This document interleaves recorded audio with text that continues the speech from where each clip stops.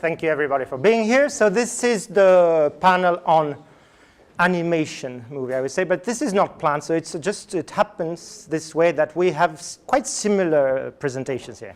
So I hope we will have an interesting discussion and an interesting dialogue, even though we haven't prepared that.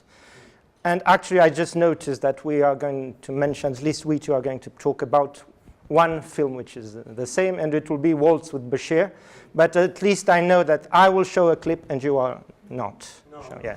But in general, I will use movie clips just in order. I'm not working with any particular film. I will just use them as examples. So why we changed orders as well is because I'm going to talk on a more general level. I will mention indexicality. I will mention iconicity. And I think it's going to be more and more specific. So I start the paper with a look at film history, which is very general, of course. It was discovered, it was noticed very early in film history that film could be used to more than just documenting events from reality. Film could even be used for its capacity to represent iconically, not only indexically, according to Persian semiotics, which informs Lars Ellerström's model of intermediality that I will present shortly. This gave filmmakers, for instance, the possibility to use film as an illusionistic tool, as did, for instance, Georges Méliès, as a contrast to the more documentary style of the first filmmakers, the Lumière brothers. And this illusionistic capacity was developed very early, already in the year 1900, actually, into a specific filmic form, which is animated film. So you see why I'm very general now. This capacity that film has of mixing documentary and illusion can be used in different ways, and I will today present some of these ways.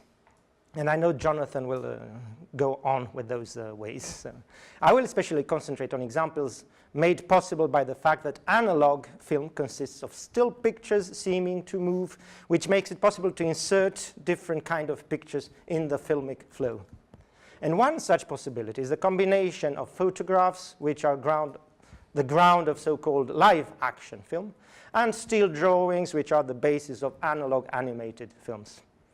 I think that such combinations are best analyzed as cases of intermediality, since indeed they concern relations between different media. And already early on in intermedial history, combination was regarded as one of the most important kinds of such relations, a pillar of them, I would say. Thus, in 1982, which is the start, I would say, of intermediality, Swedish intermedialist Hans Lund distinguished 4 different ways in which media, especially visual and verbal media for him, could interact in the process of creating an artifact. And here they are. Those are, as you see, combination. The 3 pillars are combination, integration, and transformation, with the underclasses of interference and coexistence under combinations. And those are the specific forms which he found. And I will not go into details now, because this, of course, is an old model, which I still find usable. But, of course, after 82 some years passed before German theorist Werner Wolf came up with his model from 2002, which is better suited in my case, and I might say in general, since it starts with a more logical distinction between what he calls intercompositional and extracompositional intermediality. I don't know if you're familiar with these models of intermediality. Extracompositional intermediality can be explained as the relationships between different media entities or works, as it say, and can be exemplified by transmediality and intermedial transposition or adaptation. This form of intermediality is not under scrutiny today, because the other one interests me, intracompositional intermediality, which is defined by Werner Wolf as a direct or indirect participation of more than one medium in the signification and or semiotic structure of a given semiotic entity, a work, an involvement that must be identifiable in this work. And this was said in his article, Intermediality Revisited, from 2002. It is this form of intermediality that can be considered to be applied to cases, such as those I'm going to analyze today, whose combinations of actual film or live action film. An animated film might be placed either under the subclass of intermedial combination or intermedial fusion, as we shall see. Wolff's typology is useful, but doesn't totally succeed in leaving behind the essentialist perception of media as homogeneous and pure entities, so much criticized by W.J.T. Mitchell, for instance. Another way out of the dilemma is offered by Swedish theorist Lars Ellerström, whom I mentioned at the beginning, who prefers to talk of modalities that are combined rather than media. This helps avoiding the problem of talking of a medium consisting of more than one medium. According to Ellerström, we should consider each work not as a medium, but as a media product. And there are 4 modalities, according to him, which are the cornerstones of all media. Those are, and this is a complicating model which I will not describe in detail, but it's those: the material, the sensorial, the spatio-temporal, and the semiotic modalities. And the 3 first, you see the details there. I will not count them here. I will not go into details. But the 3 first modalities are pre-semiotic in the sense that they are to be understood as types of media characteristics existing before the act of interpretation. The modes there are the different variants of each modality, and it is the modes that are combined in such way as to form the medium in its totality. Thus, all media products are to be understood as a combination of different modes from each one of the 4 modalities. I won't go deeper into this seemingly complicated but actually very useful model, but simply conclude that its insistence on the process of combination of different features makes it suitable to apply, together with Wolff's model, which was earlier, in the analysis of cases as the ones I'm going to show you. What I find most important is to investigate the implications of the intermedial encounters which appear in these films. And I will actually go over to the films. I will start with Israeli directors Ari Folman's animated documentary, Waltz with Bashir, from 2008. And I don't know if you're going to present the plot, but the film is, I will do that now, so a little. It's about, well, I have to do that actually, because otherwise you won't understand the last scene. I don't know how many have seen it. Almost everybody. No. Yeah, of course, for intermedialists, this is a good film. It's about the director himself, who interviews fellow veterans of the 1982 invasion of Lebanon to reconstruct his own memories of his term of service in that conflict. These interviews start one night at a bar, 20 years after the invasion, so in 2007, in the presence of the extra-diegetic narrator, because he is narrating, actually, who is surprised that he can't remember a thing anymore about that period in his life. After a lot of digging in the past during the film, the narrator, realizes at the end, and this is a spoiler, actually, for those who haven't seen it, that he has repressed a horrific event, the massacre in the camps of Sabra and Shatila, in which Palestinian men, women, and children were massacred by Christian phalangists as revenge for the assassination of their leader, Bashir Gemayel, and that's the explanation of the title. The Israelis didn't perpetrate the killings, but did nothing to stop them, even sending flares into the night sky to assist the phalangists. What's interesting from our perspective here is that the whole film is animated, even though it actually pretends to be autobiographical and has ambitious documentary goals. One might criticize this choice, since the indexicality of the representation is lost. That is, in drawings, reality is only represented iconically, and I know you're going to talk about that, iconically, not as a direct material trace, as in the case of indexicality. Could that be a way of highlighting the subjectivity of the experience? Anyway, let's look at the end of the film, in which the massacre of Sabra and Shatila is discovered by one of the interviewees. And actually, I think I will not need the PowerPoint anymore.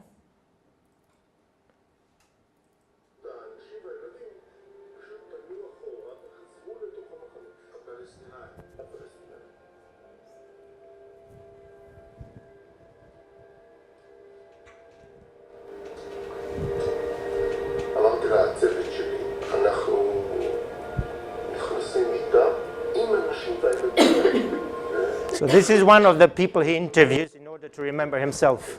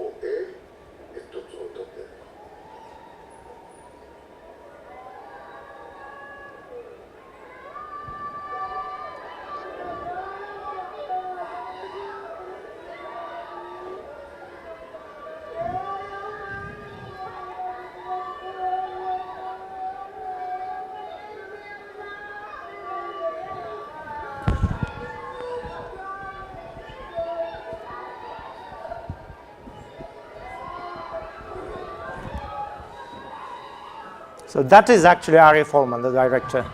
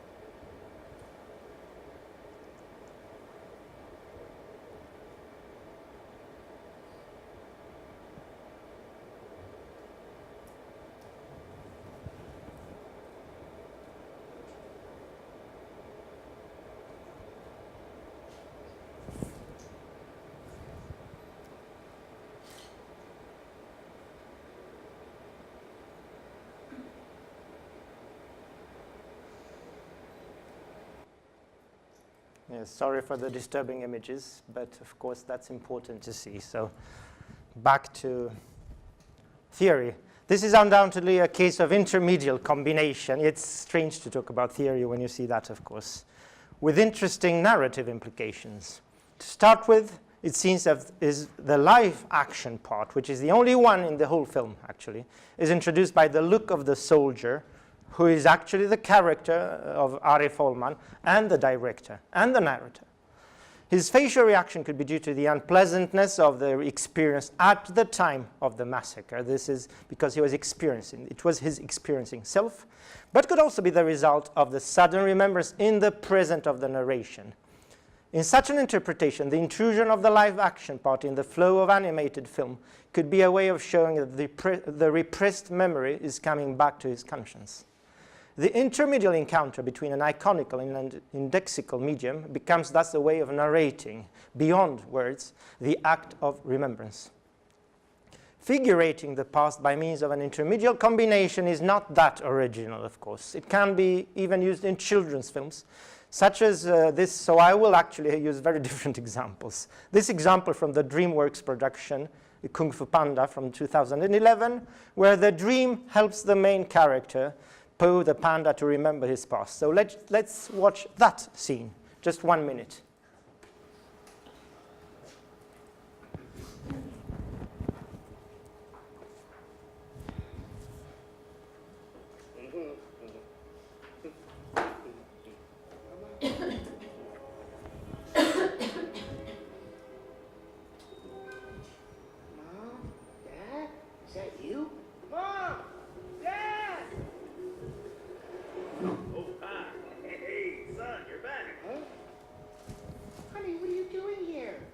But I thought we replaced you, dear, with this lovely radish.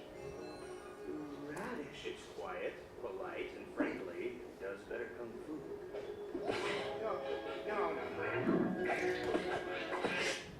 Okay, thank you. So yeah, well, I jump between the examples. Admittedly, one might say that the combination here is not between two different media, since both the first medium and the second are animated film. But the difference between them is noticeable, and arguably the director wants to give the impression that the medium inserted in order to represent the memory of the past is more animated than the first one, more stylized, which could almost be seen as a live-action film by comparison. Both these examples could be seen as a way of transforming the question, is the past another country, into, is the past another medium? But such intermediate encounters are used to other ends than just figurating the past. This is what is illustrated by the following example, which can also be seen as a case of intermedial fusion, according to Wolff's model. Indeed, animated film and live action film are integrated in the same scenes in this film. It is Frenchman Jean-François Laguilloni's animated film, The Painting, or Le Tableau, from 2011. As the title suggests, the film is about a painting left unfinished by the painter, which comes to life when the camera enters in it at the beginning of in a metaleptic manner. But the metaleptic movement can happen the other way around too, when some of the characters leave the painting and enter the painter's world. This world is represented by using live film technique, live action technique, in contrast with the world of the painting, which is rendered through animation. So let's see the final scene of the film, another spoiler, when the most interesting character of the painting, Lola, meets the painter. So it will be 1 minute and then the end. I will try not to lose time. So now she left the painting and went out to meet the painter. And I will have to translate, actually, because it's subtitled in French as well.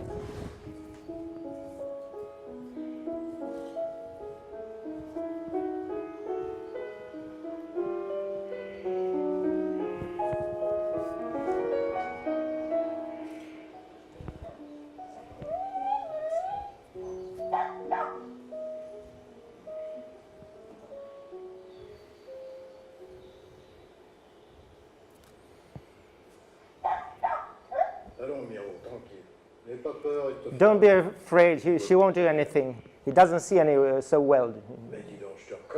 But I recognize you. You left your painting.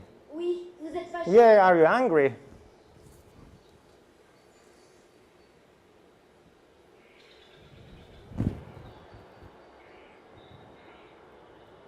Et je suis pas la seule. And I'm not the only one, you know. Rassurez-vous, But ils vous ficheront la it's paix. okay, they won't do anything. La peinture, ils sont très occupés. They're busy painting. Bref, Everybody there. Are they painting? But who taught you to paint? l'autoportrait. The self-portrait. Oh, no, not him. Did he left his painting as well? No, no. Il s'est rendormi. He fell asleep. Vous savez, dans notre tableau, ils pensent. You know, in our painting, they think you abandoned them. Abandonné. Abandoned them? Qu'est-ce que c'est que ça? What are you talking about? Je ne les ai pas I abandonnés. haven't abandoned them. Je leur ai donné l'essentiel. I gave them what's essential. Un simple dessin. A simple drawing is often more beautiful than a finished painting. Donc, ils se sont terminés. So they finished themselves. Eh bien, c'est très bien. That's good. C'est très bien. That's very good.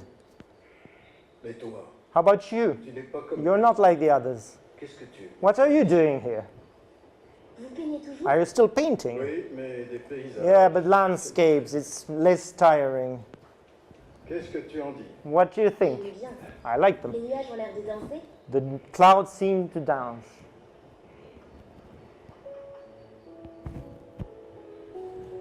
Je peux me promener dans Can I have a walk in your garden? Oh, tu peux aller où Yeah, you can go wherever you want. There are no frontiers. tu peux même aller jusqu'à You can even go to the walk to the sea. It's that way, the other side of the dunes. Hey, tu ne m'as pas But you répondu. haven't answered. Qu'est-ce que tu What voulais? did you want? Ah, rien. Oh, nothing. Je voulais vous rencontrer. C'est I tout. just wanted to meet you, that's all. And now? Et maintenant, quoi? And now what? J'aimerais bien savoir qui vous a... I would like to know who painted you. Okay, I'll just finish then. So, as it appears, while the intermedial relation had the form of combination in Waltz with Bashir and in Kung Fu Panda, here it happens in the form of a fusion. Letting the two different media encounter beyond their limits can thus be a way of suggesting the metaleptic meeting between the painter and his fictional creation. What appears clearly anyway is that there is no remembrance or past involved in this intermedial encounter. Live action filmed from Lola's perspective rather suggests a higher or truer form of reality which was hidden to her in the fictional world created by the painter. Her last comment, though, to the painter, "I want to know who painted you," reminds us of French narratologist Gérard Genet's comments about metalepsis in general. He said, "The most troubling thing about metalepsis indeed lies in this unacceptable and insistent hypothesis that the extra-diegetic is perhaps always diegetic, and that the narrator and his narratees, you and I, perhaps belong to the same narrative," end of quote. The intermedial fusion in Le Tableau can thus be seen to have important narrative implications. It highlights the difference between narrative levels and suggests their paradoxical fusion. It also suggests the existence of a hidden level of reality. I had another example of such intermedial fusion, but time had run out, so I will quickly conclude by stating that intermedial encounters between live action and animated films can be used in extremely creative ways, which will be further analyzed by Jonathan and then by Bea. Thank you.